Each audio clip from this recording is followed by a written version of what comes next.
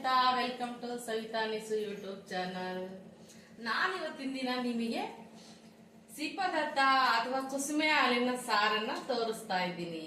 ಅದಕ್ಕೆ ನಾವು ಒಗ್ಗರಣೆ, ಮಸಾಲೆ, ಸಾಂಬಾರ್ ಪುಡಿ, ಖಾರದ ಪುಡಿ ಏನನ್ನು ಹಾಕೋ ಆಗಿಲ್ಲ.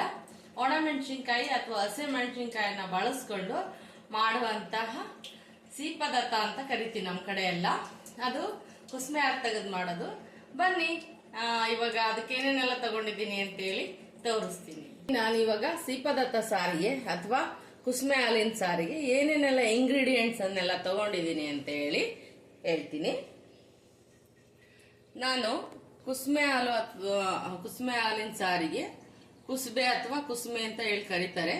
ಅದನ್ನ ನಾನು 100 ಗ್ರಾಮ್ ಅಷ್ಟು ಕುಸುಮೆಯನ್ನ ನಾನು ತೊಳೆದು ನೆನೆ ಹಾಕಿ ಇಟ್ಕೊಂಡಿದ್ದೀನಿ. ಇದು ಒಂದು ಗಂಟೆ ನೆನೆಬೇಕು. ಇದೆಲ್ಲ ಪೋರ್ಸ್ ಎಲ್ಲ ಓಪನ್ ಆಗಿ ಹಾಲಿಗೆ ಬರೋದಕ್ಕೆ ಸಹಾಯ ಆಗ್ಬೇಕು ನಮಗೆ. ಹಂಗಾಗಿ ನಾವು ಇದನ್ನ ಸ್ವಲ್ಪ ಅರ್ಧ ಗಂಟೆ 1 ಗಂಟೆ ನೆನೆಸಿಟ್ಕೋಬೇಕು. 100 ಗ್ರಾಮು ಕುಸುಮೆ ತಗೊಂಡಿದ್ದೀನಿ. ಹಾಗೇನೆ 100 ಗ್ರಾಮ್ ಅಷ್ಟು ತೊಗರಿಬೇಳೆ ತಗೊಂಡಿದ್ದೀನಿ. ಮತ್ತೆ ಅರ್ಧ ಕೆಜಿಗಿಂತ ಸ್ವಲ್ಪ ಕಮ್ಮಿ ಹೀರೆಕಾಯನ್ನ ದೊಡ್ಡದಾಗಿ ಕಟ್ ಮಾಡಿ ಇಟ್ಕೊಂಡಿದ್ದೀನಿ. ಇದಕ್ಕೆ ದೊಡ್ಡದಾಗೆ ಕಟ್ ಮಾಡ್ಕೊಂಡ್ರೆ ಬಾಯಿಗೆ ಚೆನ್ನಾಗಿ ಸಿಗುತ್ತೆ ತರಕಾರಿ ಅನ್ನೋ ಉದ್ದೇಶದಿಂದ ನಾನು ದಪ್ಪಕ್ಕೆ ಕಟ್ ಮಾಡ್ಕೊಂಡಿದ್ದೀನಿ. ಹಾಗೆ 1/4 ಕೆಜಿ ಜವಳಿಕಾಯಿನೂ ಕೂಡ ನಾನು ದೊಡ್ಡದಾಗೇನೆ ಕಟ್ ಮಾಡಿ ಇಟ್ಕೊಂಡಿದ್ದೀನಿ. ಇದೇ ತರಕಾರಿ ಎಲ್ಲ ಜೊತೆಗೆ ತಿನ್ನೋದಕ್ಕೆ ತುಂಬಾ ಚೆನ್ನಾಗಿರುತ್ತೆ ಅಂತ ಹೇಳಿ ನಾನು ಚಿಕ್ಕದಾಗಿ ಕಟ್ ಮಾಡ್ಕೊಂಡಿಲ್ಲ. ಹಾಗೇನೆ ನಾವು ಥಿಕ್ನೆಸ್ ಬರಬೇಕು ಸಾಂಬಾರು ಅನ್ನೋರು ಸ್ವಲ್ಪ 2 ಟೇಬಲ್ ಸ್ಪೂನು ಅಕ್ಕಿನ ನಾನು ನೆನೆ ಇಟ್ಕೊಂಡಿದ್ದೀನಿ ಹಾಲಿಗೋಸ್ಕರ. ಈ ಕುಸುಮೆ ಹಾಲಿನ ಜೊತೆಗೆ ಇದನ್ನು ಹಾಲನ್ನ ರುಬ್ಕೊಳ್ಳೋದಿಕ್ಕೆ. ಆಮೇಲೆ ಹಸಿಮೆಣಸಿನ್ಕಾಯಿ ತಗೊಂಡಿದ್ದೀನಿ. ನಾನು ಖಾರಕ್ಕೆ ತಕ್ಕಂತೆ ತಗೊಂಡಿದ್ದೀನಿ. ನಾನು ಇಲ್ಲಿಂದ 8 ರಿಂದ 9 ಹಸಿಮೆಣಸಿನ್ಕಾಯನ್ನ ತಗೊಂಡಿದ್ದೀನಿ. 3 ನಾಟಿ ಬೆಳ್ಳುಳ್ಳಿ ತಗೊಂಡಿದ್ದೀನಿ. ಹಾಗೆ ಕೊತ್ತಂಬರಿ ಸೊಪ್ಪು ಕೂಡ ತಗೊಂಡಿದ್ದೀನಿ. ಘಮಕ್ಕೆ ಜೀರಿಗೆ ತಗೊಂಡಿದ್ದೀನಿ. ರುಚಿಗೆ ಉಪ್ಪನ್ನ ತಗೊಂಡಿದ್ದೀನಿ. ಬನ್ನಿ ಇದನ್ನೆಲ್ಲ ಸೇರಿಸಿ ನಾನು ಹೇಗೆ ಸಿಪದತ್ತ ಮಾಡ್ತೀನಿ ಮತ್ತು ಏನೆಲ್ಲ ಬೆನಿಫಿಟ್ಸ್ ಇದೆ ಈ ತರಕಾರಿಯಿಂದ ಮತ್ತು ಕುಸುಮೆಯಿಂದ ಈ ಸಾಂಬಾರು ಊಟ ಮಾಡೋದ್ರಿಂದ ಅಂತ ಹೇಳಿ ನಿಮಗೆ ಹೇಳ್ತಾ ಹೋಗ್ತೀನಿ. ತೊಗರಿಬೇಳೆನ ಎಲ್ಲ ತೊಳ್ಕೊಂಡು ಹಾಕೊಂಡು ಇದನ್ನ ಫಸ್ಟ್ 1 ಕೂಗಿಸ್ಕೊಳ್ಳೋಣ. ತೊಗರಿಬೇಳೆನ ಈ ತರಕಾರಿಗಳ ಜೊತೆಗೆಲ್ಲ ಹಾಕಿ ನಾವು ಕೂಗಿಸ್ಕೊಂಡ್ರೆ ತರಕಾರಿಗಳೆಲ್ಲ ಬಾಯಿಗೆ ಸಿಗಲ್ಲ, ಕರಗ್ಬಿಡುತ್ತೆ, ಮೆತ್ತಗಾಗ್ಬಿಡುತ್ತೆ, ಅಷ್ಟೊಂದು ಚೆನ್ನಾಗಿರಲ್ಲ. ಹಂಗಾಗಿ ಇದನ್ನ 1 ಕೂಗಿಸ್ಕೊಳ್ಳೋಣ ತೊಗರಿಬೇಳೆನ. ನಂತರದಲ್ಲಿ ನಾವು ಕುಸುಮೆ ಅದನ್ನೆಲ್ಲ ನಾನು ಖಾರ ಎಲ್ಲ ರುಬ್ಬಕ್ಕೆ ಎಲ್ಲ ಏನೇನೆಲ್ಲ ಹಾಕಂತೀನಿ, ಹಾಲು ಹೆಂಗ್ ತಕ್ಕೊಂತೀನಿ ಅಂತ ಹೇಳಿ ತೋರಿಸ್ತೀನಿ. ಆಮೇಲೆ ಎಲ್ಲ ತರಕಾರಿನೂ ಕೂಡ್ಸೋದನ್ನ ಹೇಳ್ತೀನಿ. ಇದಕ್ಕೆ ಸ್ವಲ್ಪ ಅರ್ಧ ತಂಗಿ ಅಷ್ಟು ನೀರನ್ನು ಹಾಕಿ 1 ಕೂಗಿಸ್ಕೊಳ್ಳೋಣ. 1 ಕೂಗ್ಲಿ. ಈ ಸಾಂಬಾರಿಗೆ ನೋಡ್ರಿ ಎಣ್ಣೆ, ಸಾಂಬಾರ್ ಪುಡಿ, ಈರುಳ್ಳಿ, ಕರಿಬೇವು, ಸಾಸಿವೆ ಇಂಥದ್ದು ಏನು ಬೇಕಾಗಿಲ್ಲ. ಒಗ್ಗರಣೆ ಇಲ್ಲದೆ ಮಾಡೋ ಅಂತ ಸಾಂಬಾರ್ ಇದು. ತುಂಬಾ ರುಚಿಯಾಗೂ ಇರುತ್ತೆ. ಮತ್ತೆ ಈ ಬೇಸಿಗೆ ಅಂದ್ರೆ ಇದು ಸರ್ವಕಾಲಕ್ಕೂ ಒಳ್ಳೇದೆ ಸಾಂಬಾರು. ಎಲ್ಲಾ ದಿನಗಳಲ್ಲೂ ಎಂತ ಶೀತ, ಬಿಸಿಲು, ಚಳಿ ಯಾವತ್ತು ಮಾಡಿದ್ರು ಇದು, ರಾತ್ರಿ ಮಾಡ್ಕೊಂಡ್ರು ಇದು ತುಂಬಾ ಬೆನಿಫಿಟ್ ಆದಂತಹ ಸಾಂಬಾರ್ ಇದು. ಯಾವಾಗಾದ್ರೂ ಮಾಡ್ಕೊಂಡು ಉಣ್ಬೋದು. ಇದಕ್ಕೆ ಯಾವ ದೋಷನೂ ಇಲ್ಲ, ಯಾವುದೇ ತರದ ಒಂದು ನಿಯಂತ್ರಣನೂ ಇಲ್ಲ. ಇದಕ್ಕೆ ಯಾವಾಗಾದ್ರೂ ಮಾಡ್ಕೋಬಹುದು ನಾವು. ಇದಕ್ಕೆ ಒಗ್ಗರಣೆ ಹಾಕೋದಿಲ್ಲ, ಸಾಂಬಾರ್ ಇಲ್ಲದೆ ಇರೋ ಅಂತ ಸಾಂಬಾರ್ ಇದು. ಇಷ್ಟನ್ನೆಲ್ಲನೂ ನಾವು ಹೇಗೆಲ್ಲ ಕೂಡಿಸ್ಕೋಬೇಕು ಅಂತೇಳಿ ತೋರಿಸ್ತೀನಿ ನಾನು ಮಿಕ್ಸಿ ಜಾರ್ಗೆ. ಬನ್ನಿ ಇವಾಗ ಜಾರ್ಗೆ ಕುಸುಬೆನ ಹಾಕೊಳ್ಳೋಣ. ಕುಸುಬೆ ಹಾಕಿ ನಾವು ಹಾಲು ತಕ್ಕೊಳ್ಳೋಣ. ಫಸ್ಟ್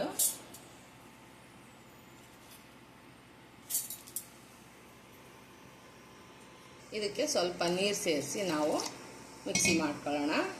ಅತಿ ನುಣ್ಣಗೆ ಮಾಡ್ಕೋಬೇಡ.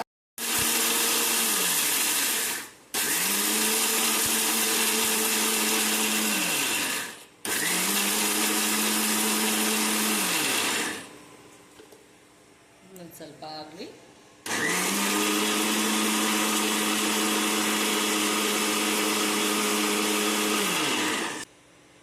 ಸ್ವಲ್ಪ ನೀರನ್ನು ಸೇರಿಸಿ ಇನ್ನೊಂದು ಸ್ವಲ್ಪ ರುಬ್ಕೊಳ್ಳೋಣ.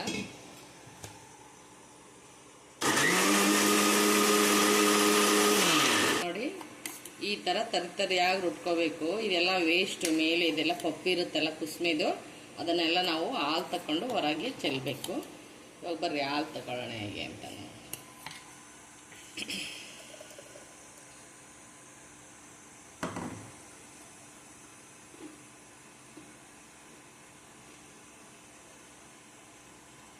ಇದು ತುಂಬ ಆರೋಗ್ಯದಾಯಕವಾದಂತಹ ರೆಸಿಪಿ ಇದು. ಈ ಕುಸ್ಮೆಯಲ್ಲಿ ಏನೇನೆಲ್ಲ ಇರುತ್ತೆ ಅಂದರೆ, ಅದರಲ್ಲೂ ಎಸ್ಪೆಷಲಿ ಈ ಬೇಸಿಗೆ ಟೈಮಲ್ಲಂತೂ ಇದು ತುಂಬ ಪ್ರಯೋಜನಕಾರಿ. ನಮ್ಮ ಬಾಡಿಯೊಳಗೆ ಅಥವಾ ಸ್ಕಿನ್ನು ಕೈಯಲ್ಲೆಲ್ಲ ಸುಕ್ಕುಗಟ್ಟಿದೆ, ಸ್ಕಿನ್ನೆಲ್ಲ ಸುಕ್ಕಾಗ್ತಾ ಇದೆ, ಜೋತ್ ಬೀಳ್ತಾ ಇದೆ, ರ್ಯಾಷಸ್ ಆಗಿದೆ ಎಲ್ಲ ಅನ್ನೋದಕ್ಕೆ ನಾವು, ಅದರಲ್ಲೂ ಸ್ಕಿನ್ನಲ್ಲಿ ಸುಕ್ಕು ಬರುತ್ತಲ್ಲ ಅದಕ್ಕೆ ಕೊಲಾಜನ್ ಕಂಟೆಂಟ್ ನಮಗೆ ಬೇಕು ಬಾಡಿಗೆ. ನಮಗೆ ಯಾವುದರಿಂದ ಸಿಗುತ್ತಪ್ಪ ಅಂತ ಹೇಳಿದ್ರೆ ಈ ಥರ ಪದಾರ್ಥಗಳನ್ನೆಲ್ಲ ನಾವು ಸ್ವಲ್ಪ ಬಳಸ್ತಾ ಇರಬೇಕು. ಕುಸ್ಮೆ ಕಾಳುಗಳನ್ನ ಕೆಲವರು ಬಳಸೋದೇ ಇಲ್ಲ, ಕೆಲವರಿಗೆ ಗೊತ್ತೇ ಇಲ್ಲ ನನಗೆ ಕುಸ್ಮೆ ಹಾಲಿಂದು ಅಂತ ಹೇಳ್ತಾರೆ ಕೆಲವರು. ನಾವು ಬಾಡಿಗೆ ಮುಖಕ್ಕೆ ಬರೀ ಹಚ್ಕೊಳ್ಳೋದ್ರಿಂದ, ಸಾಬೂನಿಂದ, ಕ್ರೀಮ್ಗಳಿಂದನೇ ಎಲ್ಲ ಬೆನಿಫಿಟ್ಸು ನಮಗೆ ಸಿಗ್ತಾ ಹೋಗಲ್ಲ. ನಾವು ಹೊಟ್ಟೆಗೆ ತಿನ್ನೋ ಆಹಾರದಿಂದನೂ ಕೂಡ ಅದನ್ನು ನಾವು ಉತ್ಪಾದಿಸ್ಕೋಬೇಕು. ಇದು ಅಂಥ ಒಂದು ಪವರನ್ನು ಹೊಂದಿದೆ ಇದು ಕುಸ್ಮೆ ನಮ್ಮ ಸ್ಕಿನ್ ಆರೈಕೆ, ಅದರಲ್ಲೂ ಮುಖಕ್ಕೆ ಸುಕ್ಕುಗಟ್ಟಿ ಅಂತ ಚರ್ಮಕ್ಕೆ ತುಂಬ ಒಳ್ಳೆ ಇದು ಇಂಗ್ರೀಡಿಯೆಂಟ್ ಇದು. ಮತ್ತು ವಯಸ್ಸಾದವ್ರಿಗೆ ಅವ್ರಿಗೆ ಚರ್ಮ ಎಲ್ಲ ಸುಕ್ಕಾಗಿರುತ್ತಲ್ವ, ಆವಾಗ ಅವ್ರಿಗೆ ಏನು ಅಂತ ಹೇಳಿದ್ರೆ, ನೀವು ಏನು ಬೇಜಾರ ಪಟ್ಕೋಬೇಡ್ರಿ ನಾನು ಹೇಳ್ತಾ ಇದ್ದೀನಿ ಅಂತಂದು ಎಲ್ಲನೂ. ಯಾಕೆಂದರೆ ನಾನು ವಯಸ್ಸಾದವ್ರನ್ನ ಸಾಕಿದ್ದೀನಿ ತುಂಬಾ, ಅವ್ರದ್ದು ಏನು ಸಮಸ್ಯೆ ಇರುತ್ತೆ ಅಂತ ನನಗೆ ಗೊತ್ತು, ಹಂಗಾಗಿ ಹೇಳ್ತಾ ಇದ್ದೀನಿ. ವಯಸ್ಸಾದವ್ರಿಗೆ ವಯಸ್ಸಾಗ್ತಾ ಆಗ್ತಾ ಮೋಷನ್ ಪ್ರಾಬ್ಲಮ್ ಶುರುವಾಗುತ್ತೆ ಕಣ್ರಿ. ಅವಾಗ ಅವ್ರಿಗೆ ಸ್ಕಿನ್ ಎಲ್ಲ ಸುಕ್ಕಾಗಿ ಗಟ್ಟಿಯಾಗಿರುತ್ತಲ್ಲ, ಅವ್ರಿಗೆ ಮೋಷನ್ ಪ್ರಾಬ್ಲಮ್ ಆಗುತ್ತೆ. ಆವಾಗ ಇಂಥ ಪದಾರ್ಥಗಳು, ಅಡುಗೆಗಳು ಎಲ್ಲ ನಾನಿವತ್ತು ಬಳಸಿ ಮಾಡ್ತಾ ಇರೋ ಉದ್ದೇಶನೇ, ಈ ಸಾರಿನ ಉದ್ದೇಶನೇ ನಾನು ಹೆಚ್ಚಾಗಿ ಹೇಳೋದು ವಯಸ್ಸಾದವ್ರಿಗೆ ತುಂಬ ಒಳ್ಳೆ ಸಾಂಬಾರು ಅಂತಲೇ ನಾನು ಇದನ್ನು ಹೇಳೋದಕ್ಕೆ ಇಷ್ಟಪಡ್ತೀನಿ. ಇದು ಅಂಥವ್ರಿಗೂ ಕೂಡ ಇದು ತುಂಬ ಒಳ್ಳೆಯ ಇಂಗ್ರೀಡಿಯೆಂಟ್ ಇದು ಕುಸ್ಮೆ. ನೋಡ್ರಿ ಇಷ್ಟು ವೇಸ್ಟ್ ಇದೆ ಇದು, ಇದನ್ನೆಲ್ಲ ತೆಗ್ದಾಕೋದು. ಹಾಲು ಹೆಂಗೆ ಬಂದಿದೆ ಅಂತೇಳಿ ತೋರಿಸ್ತೀನಿ ನೋಡ್ರಿ ನಿಮಗೆ.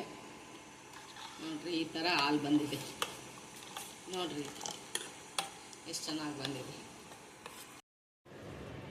ಬನ್ನಿ ಇವಾಗ ಒಂದು ಕೂಗು ಹೋಗಿ ತಣ್ಣಗಾಗಿದೆ ನೋಡಿ, ಈ ಥರ ಬೆಂದಿದೆ ಬೇಳೆ. ಅದ್ರ ಜೊತೆಗೆ ಇವಾಗ ತರಕಾರಿಗಳನ್ನೆಲ್ಲ ಹಾಕೊಳ್ಳೋಣ. ಜವಳಿಕಾಯಿ, ಹೀರೆಕಾಯಿ, ಇದಕ್ಕೆ ಪಡವಲಕಾಯಿ, ಹಸಿ ಅವರೆಕಾಳು, ಆಮೇಲೆ ಸೊಪ್ಪು ಎಲ್ಲನೂ ಹಾಕಿ ಮಾಡ್ತಾರ್ರಿ ಈ ಸಾಂಬಾರನ್ನು. ಜವಳಿಕಾಯಲ್ಲಿ ತುಂಬ ಇದು ಫೈಬರ್ ಕಂಟೆಂಟ್ ಇದೆ, ಇದರಲ್ಲಿ ತುಂಬ ಒಳ್ಳೆ ತರಕಾರಿ ಇದು. ಡಯಾಬಿಟಿಕ್ ಪೇಷಂಟ್ಗೆ ಇದು ಇನ್ಸುಲಿನನ್ನು ಉತ್ಪಾದನೆನ ಚೆನ್ನಾಗಿ ಮಾಡುತ್ತೆ. ಹಂಗಾಗಿ ಅವರಿಗೆ ವಾರದಲ್ಲಿ ಒಂದು 2-3 ದಿವಸ ಈ ಥರ ತರಕಾರಿಗಳನ್ನ ತಿಂದರೆ ತುಂಬ ಒಳ್ಳೆಯದು. ಮತ್ತು ಮೋಷನ್ ಪ್ರಾಬ್ಲಮ್ಸ್ಗೆ ಎಲ್ಲದಕ್ಕೂ ಕೂಡ ಇದು ಹೆಲ್ಪ್ ಮಾಡುತ್ತೆ. ಇದು ಫೈಬರ್ ಕಂಟೆಂಟು ಜಾಸ್ತಿ ಇರುತ್ತೆ. ಹೀರೆಕಾಯಲ್ಲೂ ಕೂಡ ಅಷ್ಟೇ, ನರಗಳಿಗೆ ತುಂಬ ಚೈತನ್ಯವನ್ನು ಕೊಡುತ್ತೆ. ಇದು ಅಲ್ಲಿ ಲೋ ಕೊಲೆಸ್ಟ್ರಾಲ್ ಇರುತ್ತೆ, ಹೈ ಫೈಬರ್ ಕಂಟೆಂಟ್ ಇರುತ್ತೆ. ಇದು ತುಂಬ ಒಳ್ಳೆ ತರಕಾರಿಗಳು ಇವೆಲ್ಲನ. ಸ್ವಲ್ಪ ದಪ್ಪವಾಗಿ ಹೆಚ್ಕೋಬೇಕು. ಈ ಸಾರು ಬೆನಿಫಿಟ್ಟೇ ನಾವು ಆರೋಗ್ಯಕ್ಕೆ ತಂಪನ್ನು ಮಾಡೋದಕ್ಕೆ, ಮತ್ತು ನಮಗೆ ಎಲ್ಲ ನರ್ವ್ಸ್ಗಳು ಎಲ್ಲನೂ ಉತ್ತೇಜನಕಾರಿಯಾಗಿ ಇದು ಕೆಲಸ ಮಾಡುತ್ತೆ. ಮತ್ತು ವಯಸ್ಸಾದವರಿಗಂತೂ ಇದು ಮಾಡಿಸಿದಂತಹ ಸಾಂಬಾರು. ಇದು ವಯಸ್ಸಾದವರಿದ್ರೆ ಅವಾಗವಾಗ ಈ ಥರ ಹಳೆ ಟೇಸ್ಟ್ ಸಾರುಗಳನ್ನ ಮಾಡಿಕೊಡಿ, ತುಂಬ ಇಷ್ಟಪಟ್ಟು ಊಟ ಮಾಡ್ತಾರೆ. ಅವ್ರ ಆರೋಗ್ಯಗಳು ಹಂಗೇನೆ ಸ್ಪಂದಿಸ್ತವೆ ಕೂಡ. ಅವರಿಗೆ ಅವರವೆಲ್ಲ ಏನು ಪ್ರಾಬ್ಲಮ್ಸ್, ಡೈಜೆಸ್ಟ್ ಪ್ರಾಬ್ಲಮ್ ಆಗಿರಲಿ, ಮೋಷನ್ ಪ್ರಾಬ್ಲಮ್ಗಳಾಗಿರಲಿ, ಇದು ತುಂಬ ಸಹಾಯ ಮಾಡುತ್ತೆ. ಹಾಗೆ ತರಕಾರಿಗೊಂದು ಸ್ವಲ್ಪ ಉಪ್ಪು ಹಾಕಿ ಕೂಗಿಸ್ತೀನಿ. ಭಾಳ ಬೇಯೋದು ಇಲ್ಲ, ಹಾಗೆ ರುಚಿಯನ್ನು ಇಟ್ಕೊಳ್ಳುತ್ತೆ ಅಂತ ಹೇಳಿ.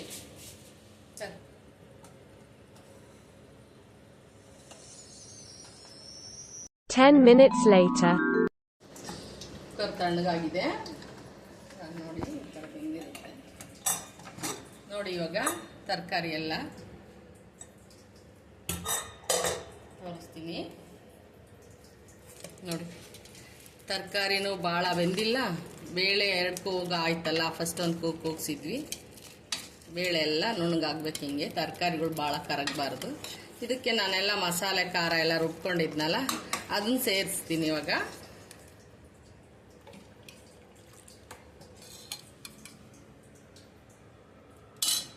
ಇವಾಗ ಇದಕ್ಕೆ ಕೊತ್ತಂಬರಿ ಸೊಪ್ಪನ್ನು ಹಾಕಿದ್ದೀನಿ, ಮಿಕ್ಸಿದ್ದೀನಲ್ಲ ಸ್ವಲ್ಪ, ಅದನ್ನು ಕೂಡ ಇದಕ್ಕೆ ಹಾಕ್ತಾ ಇದ್ದೀನಿ.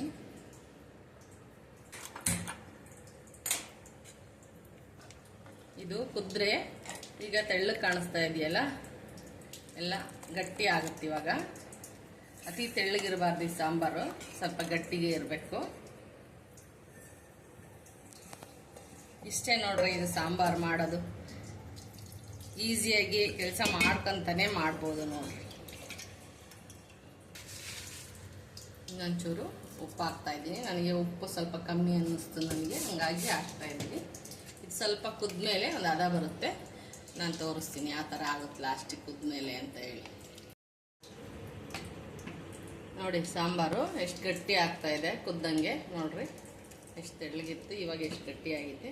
ಇದು ಸ್ವಲ್ಪ ತಣ್ಣದ ಮೇಲೆ ಇನ್ನೂ ಗಟ್ಟಿಗಾಗುತ್ತೆ, ತಣ್ಣಗಾದ್ಮೇಲೆ. ಇದಾದ ನಂತರ ನಾನು ನಿಮಗೆ ತೋರಿಸಿ ಟೇಸ್ಟ್ ಮಾಡಿ ಹೇಳ್ತೀನಿ.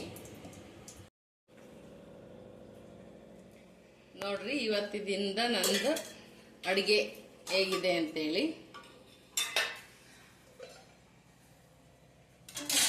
ನೋಡಿ ಸಿಹಿಪದಾರ್ಥ, ಮುದ್ದೆ, ಅನ್ನ, ಸಾಂಬಾರು, ಮಜ್ಜಿಗೆ, ಮೊಸರು. ನೋಡ್ರಿ ಗಟ್ಟಿಗೆ ಹೆಂಗೆ ಬಂದಿದೆ ಸಾಂಬಾರು. ನೋಡ್ರಿ ಎಷ್ಟು ಗಟ್ಟಿಗಾಗಿದೆ.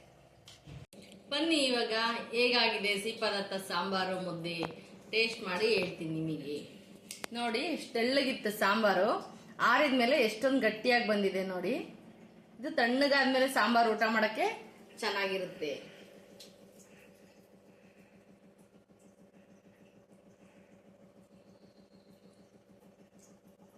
ಸ್ವಲ್ಪ ಉಪ್ಪು ಬೇಕಾದ್ರೆ ನೀವು ಹಾಕೋಬಹುದು. ನನಗೆ ಸ್ವಲ್ಪ ಕಮ್ಮಿ ಅನ್ನಿಸ್ತು ಉಪ್ಪು. ಇನ್ನು ಇದ್ದೆಲ್ಲ ಇಂಗ್ರೀಡಿಯೆಂಟ್ಸು ಚೆನ್ನಾಗಿ ಬಿದ್ದಿದೆ, ತುಂಬ ರುಚಿಯಾಗಿದೆ. ತರಕಾರಿ ನೋಡ್ರಿ ಹಿಂಗೆ ಬಾಯಿಗೆ ಸಿಗಂಗಿರ್ಬೇಕು. ಅದಕ್ಕೆ ನಾನೆಲ್ಲ ದೊಡ್ಡ ದೊಡ್ಡದಾಗೇನೆ ಕಟ್ ಮಾಡಿ ಹಾಕಿದ್ದೀನಿ. ತುಂಬ ಚೆನ್ನಾಗಿರುತ್ತೆ, ಮಾಡ್ಕೊಂಡು ನೋಡಿ. ಹಾಗೆಯೇ ನನ್ನ ವಿಡಿಯೋಗಳನ್ನ ಫಾಲೋ ಮಾಡಿ ಮತ್ತು ಸಬ್ಸ್ಕ್ರೈಬ್ ಆಗಿ.